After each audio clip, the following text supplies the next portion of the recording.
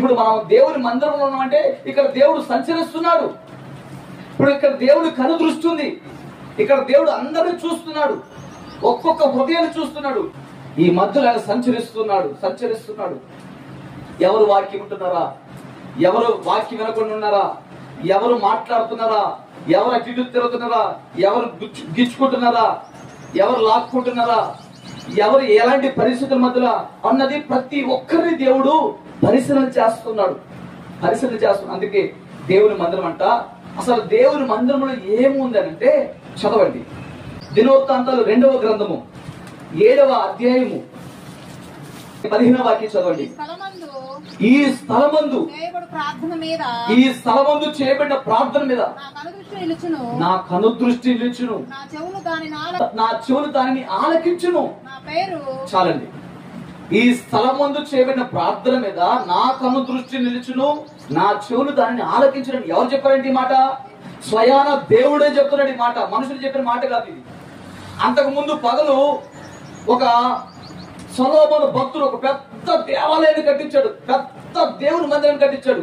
అది చిన్న చితక మందిరం కాదు, ఈ ఊరంతటి ఆ మందిరమే, అంత పెద్ద మందిరము. ఆ మందిరం అంట బంగారం పోసి దానిపై రాతి మీద రాయి పేర్చున్నారు. బంగారంతో పొదిగించబడినటువంటి దేవుని ఆలయం అంత పూర్తికైన తర్వాత ఇక్కడ ఆ ప్రజలందరూ కలుసుకుని ఆ మందిరం బయట ప్రార్థన చేస్తున్నారు. వారి మధ్యలో ప్రత్యేకంగా సొలొమోను రాజు ఆకాశమన్న దేవుని వైపు చూసి, అయ్యా, ఆకాశం నీ సింహాసనము, భూమి నీ పాదపీఠము. ఇప్పుడు అంత పెద్ద సింహాసనం మీద ఆశ్రయిన దేవుడు, నే కట్టిన ఈ మందిరం నువ్వు పట్టజాలవు, ఈ మందిరంలో నువ్వు సరిపోవు. కానీ నా ఒక్క మనవి తండ్రి, ఈ మందిరం దగ్గరికి ఎంతమంది కన్నీళ్లతో, కష్టాలతో, దుఃఖముతో, బాధతో, వేదనతో, సమస్యలతో, సాతాను చేత పీడితులై నెమ్మదిలేక ఎంతమంది కృంగిపోయి వచ్చిన్నారో, ఈ మందిరంలోకి వచ్చి కన్నీరు కారుస్తున్నారో, ఆ ప్రతి కన్నీటిని ప్రభువా నీవు చూసి వాళ్ళ ప్రార్థన ఆలకించయ్యా అని చెప్పి ప్రార్థన చేసి వెళ్ళిపోయాడు. ఇక ఆ రాత్రి పడుకున్నాడు. ఆ రాత్రి దేవుడు ఆయనకు ప్రత్యక్షమై, దేవుడు తన ప్రత్యక్షతను సొలొమోనుకు కనపరిచి అప్పుడు అంటున్న మాట ఈ మాట, నా పేరు పెట్టబడిన నా జనులు తమ్ము తామును తగ్గించుకొని ప్రార్థన చేసి నన్ను వెతికి తమ చెడు మార్గములు విడిచిన ఎడల ఆకాశం నుండి వాళ్ళ ప్రార్థన విని వారి పాపములను క్షమించి వారి దేశమును స్వస్థపరచుదును. హల్లెలూయా. అప్పుడు అంటున్న దేవుడు ఈ మాట. తండ్రి దేవుడు ఆ యొక్క సొలొమోను ప్రత్యక్షమై, ఇదిగో నా పేరు ఎవరికి పెట్టుకుని వచ్చి నా సన్నిధిలో వచ్చి తమ తప్పుదలను ఒప్పుకొని తమ తగ్గించుకొని నా వైపు తిరిగి ప్రార్థన చేస్తారో, మొట్టమొదటిగా వారి పాపాలను మొదట క్షమించి ఆ తర్వాత వారి దేశాన్ని స్వస్థపరుస్తారు. ఎందుకంటే మానవుడు పాపం వల్ల దేశానికి హాని, మానవుడు తప్పిదం వల్లే ఆ మనుషులందరికీ ముప్పు, మానవుడు తప్పిదం వల్లే. అదే కదా జరిగింది జలప్రలయము. నోవహు కాలంలో జలప్రలయం ఎందుకు వచ్చిందో తెలుసా? మానవులందరూ పాపం చేసి ఉన్నారు, చెడుతనం నడిచినారు.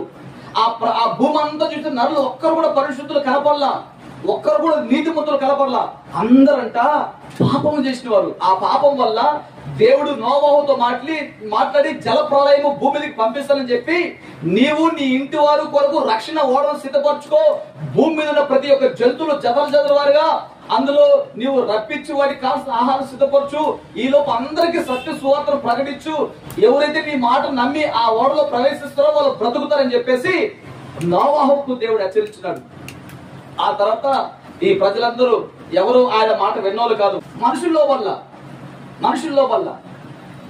లోబడిపోయలేక అందరూ జలప్రలయమయ్యారంట, సంహరించబడ్డారు, మునిగిపోయారు. ఆ ఓడలో ప్రవేశించిన వారు మాత్రమే బ్రతికినారంట. ఈనాడు ప్రియమైన దేవుని ప్రజలుగా ఆకాశమందున దేవుడు ఏమంటే, మానవుని తప్పిదం వల్ల, మానవుని పాపం వల్ల లోకములకు ముప్పు వస్తుంది. ఆ ముప్పు నుంచి తప్పించబడాలంటే వారేం చేయడా, తాము తగ్గించుకుని తమ చెడు నడతను విడిచిపెట్టి ప్రార్థన చేసినప్పుడు వారి ప్రార్థనని వింటానని దేవుడు సొలొమోనుకి మాట ఇచ్చున్నాడు. ఆ మాట ప్రకారం ఈ రోజు దేవుడు మనల్ని కూడా, ఆ రోజు సొలొమోనుకి ఇచ్చిన దేవుడు ఈ రోజు నీతో కూడా మాట్లాడుతున్నాడు. ఈ రోజు నీకు దేవుడు తన మాటను సెలవిస్తున్నాడు, తన వాక్కును సెలవిస్తున్నాడు. కాబట్టి నా ప్రియ దేవుని సంగమా, దేవుని ప్రజలారా, దేవుని సన్నిధులు ఏముందంట, దేవుని మందిలో దేవుని కనుదృష్టి ఉంది. దేవుని కనుదృష్టి అందరూ అందరూ పరిశీలన చేస్తున్నాడు. ఏ కష్టంతో వచ్చినారో, ఏ బాధతో వచ్చినారో. ఇప్పుడు నువ్వు కన్నీళ్ళతో వచ్చినావు, నీ కన్నీళ్ళు దేవుడు తుడుస్తున్నాడు. నువ్వు బాధతో వచ్చి నీ బాధ దేవుడు తీరుస్తున్నాడు. నీ అప్పుతో వచ్చి నీ అప్పు దేవుడు తీరుస్తున్నాడు. నువ్వు సాతాను చేసి పీడించబడి వచ్చినావు, నీ సాతాన క్రియల నుంచి దేవుడు విడిపిస్తున్నాడు. అంటే దేవుడు ప్రతి ఒక్కరికి దేవుడు కార్యం జరిగిస్తూ ఉన్నాడు.